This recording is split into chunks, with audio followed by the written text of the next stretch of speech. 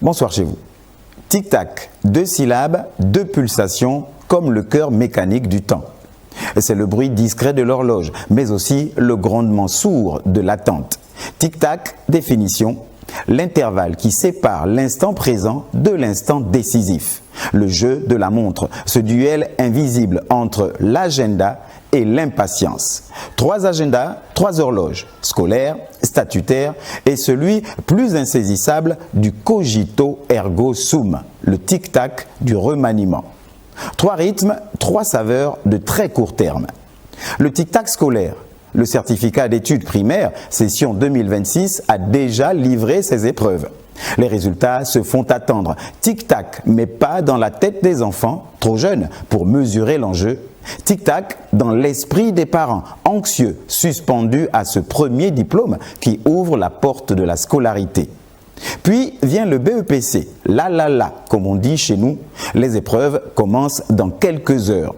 Plus de révision, place à la concentration. La course contre la montre est lancée et déjà le baccalauréat pointe à l'horizon.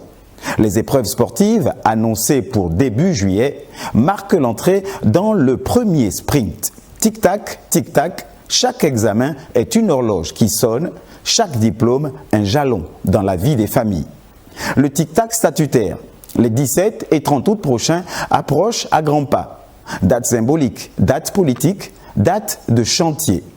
Comme un classique désormais, ces rendez-vous riment avec inauguration, réhabilitation, réalisation. Tic-tac, Damoclès et son épée planent au-dessus des têtes. À Makokou, en Ogooué-Vino, par exemple, les travaux s'accélèrent. Les descentes sur le terrain se multiplient. Visites officielles, officieuses, privées. Toutes les formules sont mobilisées pour rattraper les retards logistiques, routiers, hôteliers. Tic-tac, le temps presse et l'horloge ne pardonne pas. Enfin, le tic-tac du cogito ergo sum. Au-delà des agendas scolaires et statutaires, il y a le tic-tac de l'esprit, celui du « je pense, donc je suis », mais appliqué trop souvent, sinon trop souvent, au remaniement. Tic-tac de l'insomnie, juste après la nuit des 100 jours sur Gabon Première et le congrès qui a suivi. Tic-tac des rumeurs, des salamalek, des atalakou. Tic-tac de l'angoisse, comme pour les candidats au bac.